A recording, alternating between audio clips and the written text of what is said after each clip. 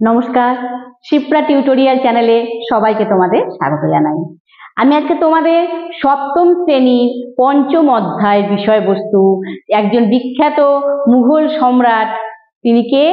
মুঘল সম্রাট আকবর। তার বিষয়ে আমি আগের দিনেও আলোচনা করেছিলাম। মুঘল সম্রাট আকবরের আরো কয়েকটি বিষয় আলোচনা করেছিলাম, তার ধর্মীয় সহিষ্ণুতা নীতি, তার আকবরের রাজসভা সম্পর্কে আলোচনা করেছিলাম, তার চারিত্রিক বৈশিষ্ট্য সবকিছু, মানে তিনি সম্রাট হওয়ার সময় তার সাম্রাজ্য বিস্তার নীতি, এগুলো কিন্তু আমি আলোচনা করেছিলাম। যারা দেখোনি আমার চ্যানেলে সার্চ করো, পেয়ে যাবে। আর আজকে আমি আলোচনা করব আকবরের রাজপুত নীতি। প্রথমে আলোচনা করব আকবরের রাজপুত নীতি, তারপর আলোচনা করব আকবরের প্রশাসনিক ব্যবস্থা এবং সবশেষে আলোচনা করব আকবরের ভূমি রাজস্ব ব্যবস্থা। এই তিনটে বিষয় আজ কিন্তু আমি আলোচনা করব। প্রথম যেটা আলোচনা করব সেটা হচ্ছে আকবরের রাজপুত নীতি, মানে রাজপুত পলিসি। এইটা আগে ডিসকাস করব। আচ্ছা, এই রাজপুত নীতি মানে কি? মানে রাজপুতরা তো তোমরা তো জানো যে মুঘলদের শত্রু ছিল, বিরোধী পক্ষ ছিল, বহুবার মুঘলদের আক্রমণ করেছে। সেই রাজপুতদেরকে সঙ্গে আকবরের কিভাবে সুসম্পর্ক গড়ে ওঠে, কি নীতি মাধ্যমে তিনি সেই সুসম্পর্ক গড়ে তোলেন, সেটাই কিন্তু আমি আজকে আলোচনা করব। আচ্ছা, আকবরের এই যে রাজপুত নীতি, এটা কিন্তু মুঘল সাম্রাজ্যের জন্য একটা গুরুত্বপূর্ণ অধ্যায়, ইম্পর্টেন্ট একটা কিন্তু চ্যাপ্টার। আসলে আকবরের যে বাবা মানে পিতা হুমায়ুন, তিনি বুঝতে পেরেছিলেন যে ভারতবর্ষে যদি ক্ষমতা দখল করতে হয় তাহলে কিন্তু রাজপুত রাজাদের সঙ্গে সুসম্পর্ক বজায় রাখা দরকার আছে, একটা হেলদি রিলেশনশিপ বিল্ড করতে হবে। কেন? কারণ সেই সময় ভারতবর্ষের উত্তর দিকটা মানে উত্তর ভারত পুরোপুরি কিন্তু প্রায় রাজপুত রাজাদের আধিপত্য ছিল। মানে নর্থ ইন্ডিয়াতে ম্যাক্সিমাম এরিয়া কিন্তু রাজপুতদের সুপ্রিমেসি ছিল।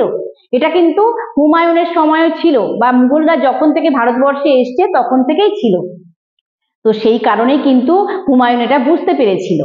তো সেই পুরনো ধারণা থেকে সেই ধারণা থেকেই কিন্তু আকবর রাজপুতদের সঙ্গে কিন্তু একটা বন্ধুত্বপূর্ণ সম্পর্ক স্থাপন করতে চেয়েছিলেন, মানে একটা ফ্রেন্ডলি রিলেশনশিপ বিল্ড করতে চেয়েছিলেন। কাদের সঙ্গে? রাজপুতদের সঙ্গে।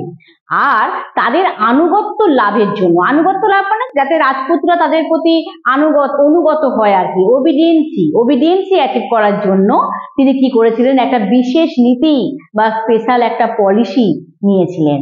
এবং তার এই নীতি কিন্তু মুঘল সাম্রাজ্যের স্থায়িত্ব এবং সম্প্রসারণে, স্থায়িত্ব মানে স্টেবিলিটি এবং সম্প্রসারণ মানে হচ্ছে এক্সপ্যানশন, বিস্তার ঘটানো, এসবের জন্য কিন্তু যথেষ্ট ফলপ্রসূ হয়েছিল, খুব কিন্তু এফেক্টিভ হয়েছিল।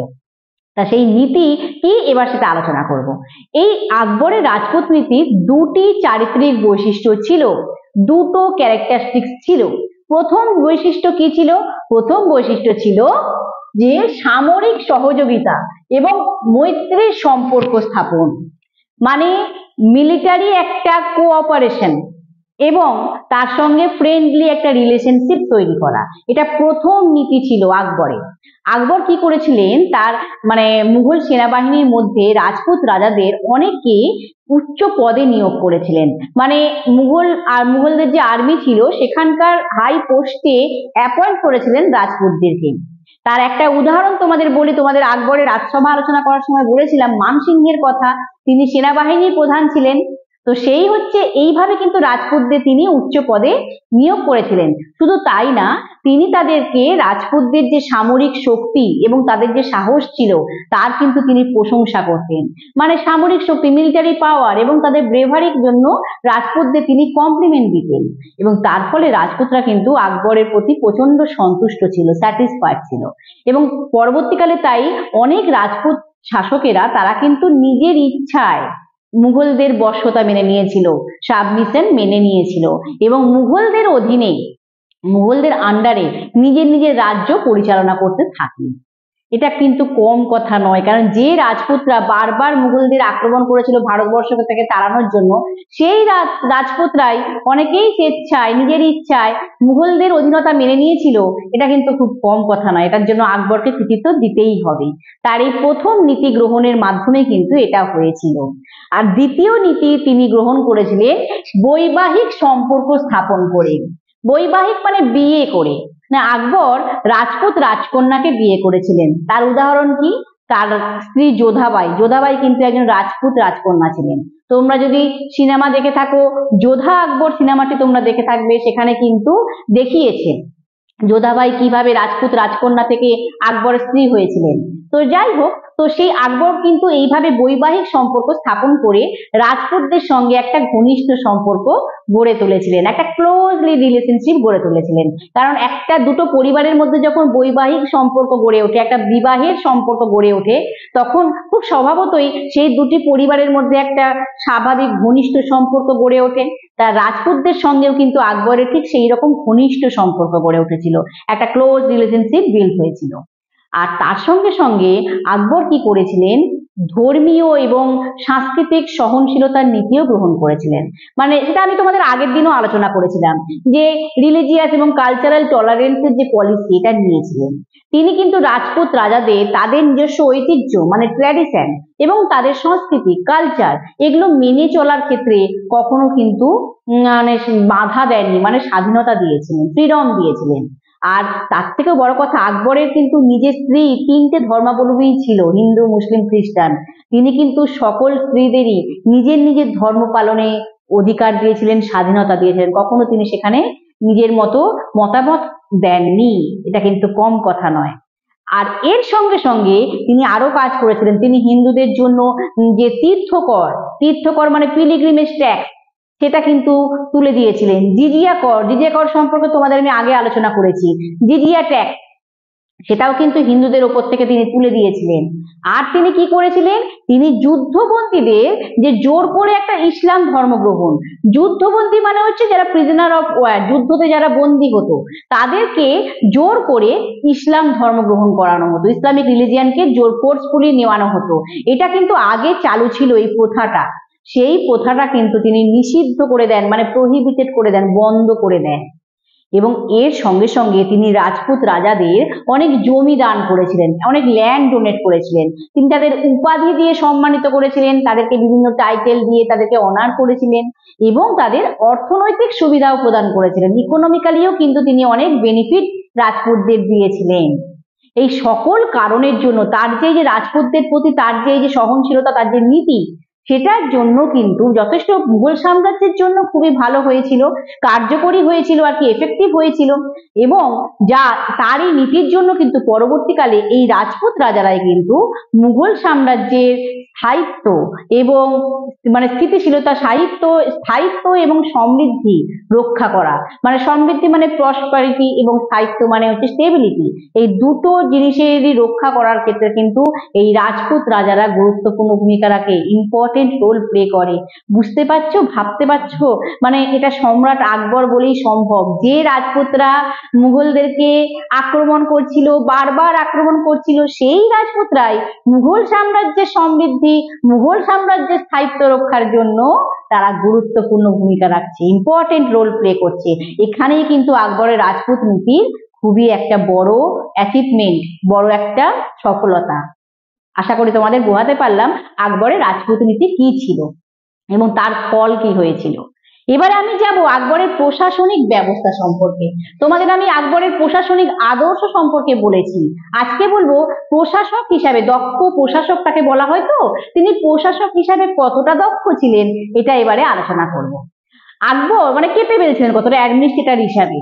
তিনি আকবরের এই যে প্রশাসনিক ব্যবস্থা মুঘল সাম্রাজ্যের কিন্তু ভিত্তি স্থাপন করেছিল, মুঘল এম্পায়ারের বেসটা তৈরি করেছিল তারই অ্যাডমিনিস্ট্রেটিভ সিস্টেম। এই ব্যবস্থা কিন্তু কেন্দ্রীভূত ব্যবস্থা ছিল, মানে সেন্ট্রালাইজড সিস্টেম ছিল, মানে কেন্দ্রীভূত মানে কেন্দ্রীয় দিক থেকে শক্তিই সব ছিল, সম্রাটই সর্বে সর্বা ছিলেন, বাদশাহই সর্বে সর্বা ছিলেন, কেন্দ্রীভূত ছিল। এবং যা মুঘল সাম্রাজ্যকে কিন্তু সুসংহত করেছিল, ঐক্যবদ্ধ করেছিল, একটা ইউনিটি এনেছিল মুঘল এম্পায়ারের মধ্যে। এবং তার যে শাসন ব্যবস্থা সেটা কিন্তু আফগান শাসক শের শাহের শাসন পরিকাঠামোকে তিনি অনেকাংশে অনুকরণ করেছিলেন। এটা আমি তোমাদের আগেও বলেছি যে শের শাহের শাসন ব্যবস্থা সঙ্গে আকবরের শাসন ব্যবস্থার অনেক মিল রয়েছে। তা উনি শের শাহের শাসন কাঠামোকে অনুকরণ করেছিলেন অনেকাংশে তিনি কপি করেছিলেন। তিনি তার সাম্রাজ্যকে কতগুলি প্রদেশে ভাগ করেছিলেন, প্রদেশ মানে প্রভিন্স, এবং সেগুলিকে বলা হতো সুবা। সেগুলিকে কি বলা হতো? সুবা। এবং এই যে সুবা, এই সুবাগুলি আবার কতগুলি সরকারি বিভক্ত ছিল, আবার সরকারগুলো কতগুলি আবার পরগনাতে বিভক্ত ছিল। পরপর এগুলোকে তিনি ভাগ করে করে শাসন কার্য পরিচালনাতে সুবিধা হয় এতে, তা সেইভাবে তিনি সবকিছু ভাগ করে দিয়েছিলেন।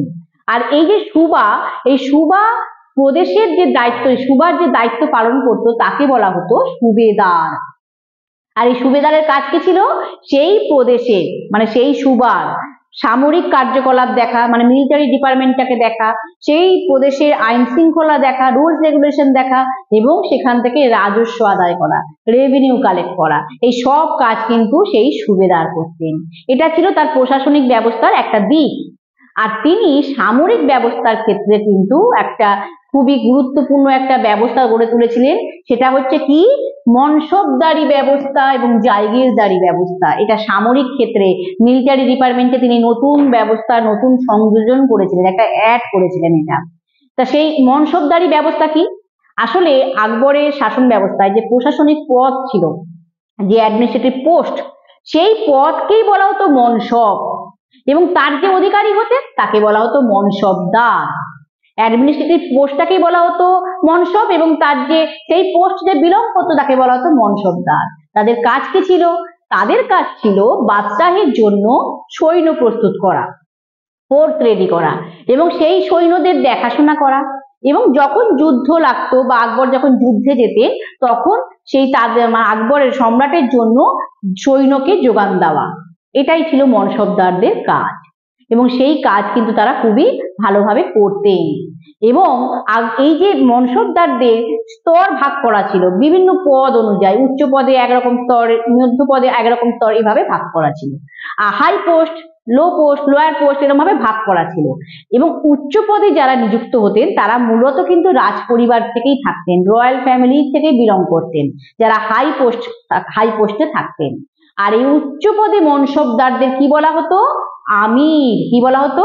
আমির। আর এই মনসবদারদের বেতন দেওয়া হতো দুরকম পদ্ধতিতে। এক হচ্ছে নগদে, মানে ক্যাশ দিয়ে দেওয়া হতো। আরেকটা হতো রাজস্বের মাধ্যমে, রেভিনিউ দেওয়ার মাধ্যমে বেতন দেওয়া হতো।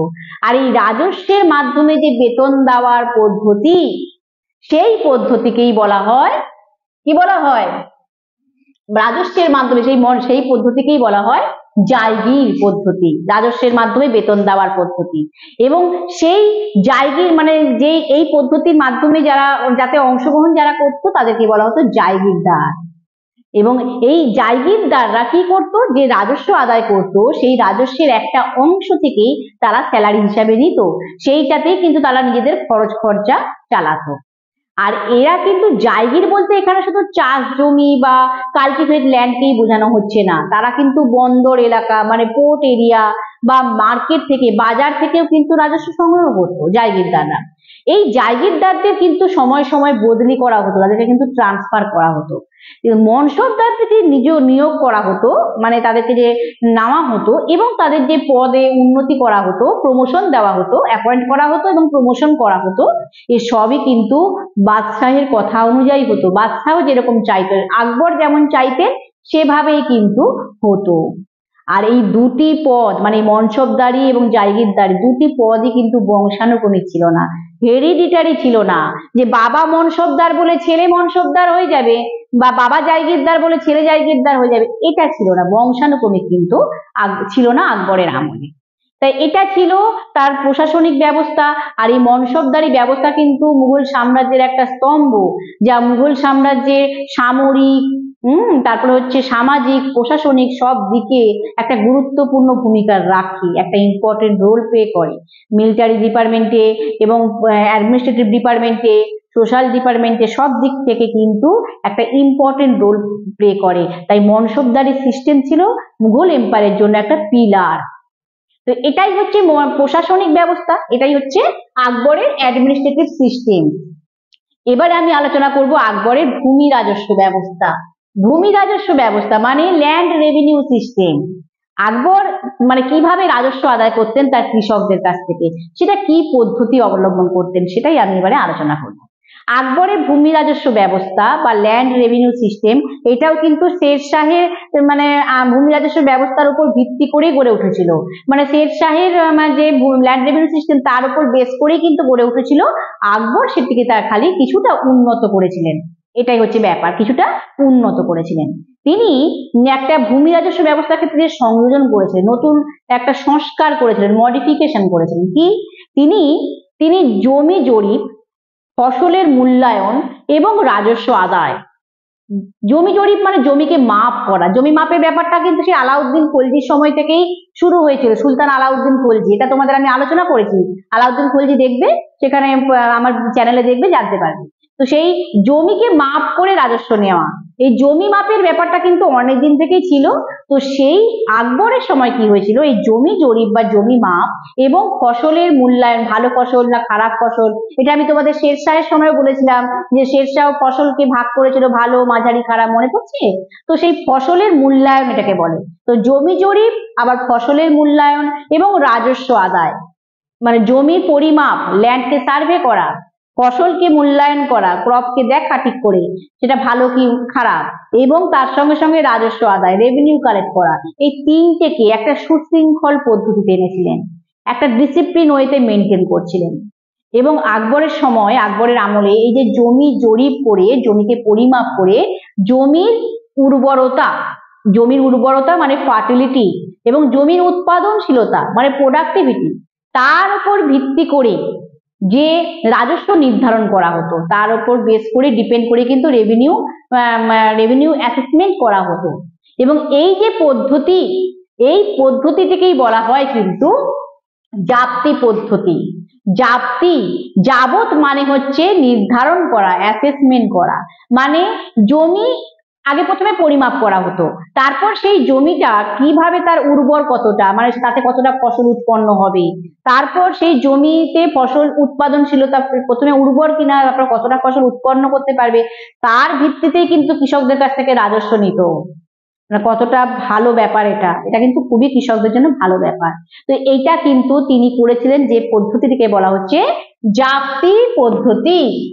এবং বিভিন্ন এলাকায় ফসলের মূল্যায়ন করা, এবং সেখানে বাজারের যে শস্যের মূল্য কত, মার্কেট ভ্যালু কত সেখানকার, সেগুলো দেখভাল করার জন্য যে সমস্ত কর্মচারী থাকতো, তাদের বা এমপ্লয় থাকতো, তাদের মানে সম্রাটের কাছে এরা তথ্য দিত যে এই এলাকাতে বাজারে শস্যের মূল্য এতটা, সেখানে ফসল এতটা উৎপন্ন হয়েছে, এই তথ্যগুলো দিত যে কর্মচারীরা, তাদেরকে বলা হতো কানুনগো। তাদের কি বলা হতো? কানুনগো। আর কানুনগোদের যারা সাহায্য করতো, মানে কানুনগোদের এইসব তথ্য মিলিয়ে দেওয়ার কাজ যারা করতো, এবং সেই এলাকার রাজস্ব যারা আদায় করতো, কৃষকদের কাছ থেকে রাজস্ব আদায় করতো, রেভিনিউ কালেক্ট করতো, তাদেরকে বলা হতো করোড়ি। এই সমস্ত কর্মচারী কিন্তু আকবরের আমলে ভূমি রাজস্ব ব্যবস্থার ক্ষেত্রে কিন্তু ছিল। তারা কিন্তু এই সমস্ত কাজগুলো করত। আর আকবরের আমলে ভূমি রাজস্ব ব্যবস্থার ক্ষেত্রে একটা গুরুত্বপূর্ণ অংশ ছিল, একটা ইম্পর্টেন্ট পার্ট ছিল। কি সেটা হচ্ছে দহশালা বন্দোবস্ত। দহশালা, এর থেকে বুঝতে পারছো, দহশালা মানে হচ্ছে 10 বছরের বন্দোবস্ত। এই বন্দোবস্তটা বা এই সিস্টেমটা চালু হয়েছিল 1580 খ্রিস্টাব্দে, 1580-তে। এই ব্যবস্থাটা কি ছিল? এই ব্যবস্থাটা ছিল বিগত 10 বছর, মানে 1570 থেকে 1580, এই 10 বছরে ফসলের, প্রতি বছরের যে ফসলের গড় মূল্য, মানে এবছরের ফসলের দাম এত, পরের বছরের ফসলের দাম এত, এরকম করে করে একটা গড় মূল্য, তার ভিত্তিতে কিন্তু কৃষকদেরকে রাজস্ব দিতে হতো, রেভিনিউ দেওয়ার পদ্ধতি চালু হয়েছিল, সিস্টেম চালু হয়েছিল। এটা কিন্তু খুবই ভালো ব্যাপার। 10 বছরের পরে কৃষকদের রাজস্ব দিতে হতো, এবং সেটা কিন্তু ফসলের গড় মূল্য, প্রতি বছরের ফসলের গড় মূল্যের ভিত্তিতে দিতে হতো। এটাকেই বলা হচ্ছে দহশালা বন্দোবস্ত। আর এই বন্দোবস্ত চালু করার ক্ষেত্রে আকবরকে সাহায্য করেছিলেন তার রাজস্ব মন্ত্রী বা ফিনান্স মিনিস্টার বা রেভিনিউ মিনিস্টার টোডরমল। তাই জন্য এই বন্দোবস্তকে বলা হয় টোডরমল বন্দোবস্ত। তার নাম অনুযায়ী বলা হয় টোডরমল বন্দোবস্ত বা টোডরমল সিস্টেম। মানে দহশালা বন্দোবস্তকেই কিন্তু বলা হচ্ছে টোডরমল বন্দোবস্ত। আশা করি তোমাদের বোঝাতে পারলাম। আর এই যে বন্দোবস্ত, এই ভূমি রাজস্ব ব্যবস্থায় তিনি যে সংস্কারগুলো করেছিলেন, যে মডিফিকেশন গুলো করেছিলেন, তাতে কিন্তু মানে মুঘল সাম্রাজ্যের অর্থনীতিতে স্থিতিশীলতা এসেছিল, ইকোনমিক ডিপার্টমেন্টেও কিন্তু স্টেবিলিটি এসেছিল, এবং তার সঙ্গে সঙ্গে কিন্তু কৃষকদের জীবনযাত্রা উন্নত হয়েছিল, কৃষকদেরও কিন্তু লাইফস্টাইল অনেক ইমপ্রুভ করেছিল। মানে তিনি শুধু আর্থিক দিক থেকে উন্নত হতেই চাননি, তিনি কৃষকদের কথা, প্রজাদের কথা, সবার কথা কিন্তু তিনি ভাবতেন। এখানেই তিনি কিন্তু সবার থেকে আলাদা, এখানেই কিন্তু সকল সম্রাট বাদশাহ এদের থেকে তিনি কিন্তু আলাদা। তাই জন্যই তো তাকে মহামতি বলা হয়েছে, পৃথিবীর সমস্ত সম্রাটদের মধ্যে অন্যতম বলা হয়েছে, মুঘল সাম্রাজ্যের প্রকৃত প্রতিষ্ঠাতা বলা হয়েছে, রিয়েল ফাউন্ডার। না হলে এত বছর ধরে মুঘল এম্পায়াররা রাজত্ব করতে পারতো না, কারণ আকবর যে ব্যবস্থাগুলো করে দিয়ে গেছিলেন সেটা কিন্তু প্রজা কল্যাণকামী ছিল, প্রজাদের জন্য ছিল। এই জন্যই তো মুঘল সাম্রাজ্য এতটা স্থায়িত্ব, এতটা স্টেবিলিটি পেয়েছিল, বা এতটা সম্প্রসারিত হয়েছিল, এক্সপ্যানশন হয়েছিল। আশা করি তোমাদের বোঝাতে পারলাম মুঘল সম্রাট আকবরের কীর্তি সম্পর্কে। অনেক কিছু কীর্তি করে গেছেন, তাই আমি দুদিন ধরে তোমাদের আলোচনা করলাম, বিষয়গুলো ভালোভাবে বিস্তারে তোমাদের বোঝাতে চেষ্টা করলাম। আশা করি তোমরা বুঝতে পেরেছো, আমার বিশ্বাস তোমরা বুঝতে পেরেছো। তাই যারা এখনো শিপ্রা টিউটোরিয়াল চ্যানেলটি সাবস্ক্রাইব করোনি, তারা কিন্তু চ্যানেলটি সাবস্ক্রাইব করে নিও, পাশে থাকা বেল আইকনটি অবশ্যই প্রেস করো, তাহলে নোটিফিকেশন পাবে। তা না হলে এই যে আমি অত বিষয়গুলো বোঝাচ্ছি, তোমরা কিন্তু মিস করে ফেলবে। তাই অবশ্যই চ্যানেলটি সাবস্ক্রাইব করে নিও। এখানেই আমি আমার আলোচনা শেষ করছি। নমস্কার।